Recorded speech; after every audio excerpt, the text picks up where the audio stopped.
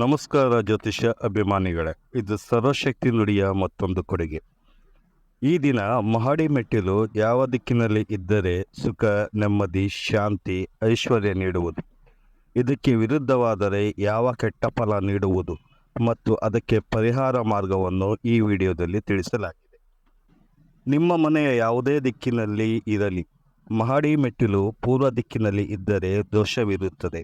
ಸಾಲಬಾಧೆಗಳು ಅಧಿಕವಾಗಿದ್ದು, ಹಿತಶತ್ರುಗಳು, accident, ವ್ಯಾಪಾರ ನಷ್ಟ, ಮೂಳೆ ಕಾಯಿಲೆ, ಕಣ್ಣಿನ ದೃಷ್ಟಿದೋಷ, ಹೃದಯದ ಸಂಬಂಧ ಸಮಸ್ಯೆಗಳು ಬರುವುದು.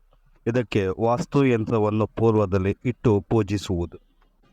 ನಿಮ್ಮ ಮನೆ ಮಹಡಿ ಪಶ್ಚಿಮ ದಿಕ್ಕಿನಲ್ಲಿ ಮೆಟ್ಟಿಲು ನಿರ್ಮಿಸಿದರೆ ಅತ್ಯಂತ ಪ್ರಶಸ್ತವಾಗಿತ್ತು, ಅತ್ಯಂತ ಶುಭವಾಗಿದೆ.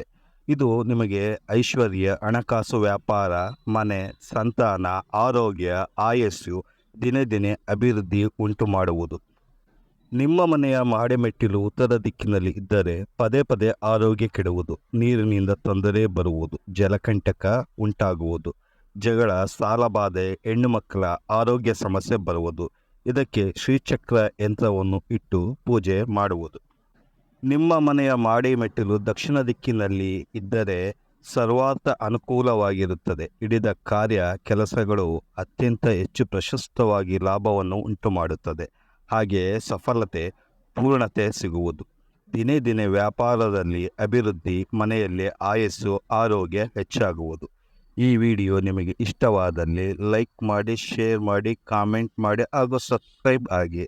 ಧನ್ಯವಾದಗಳು.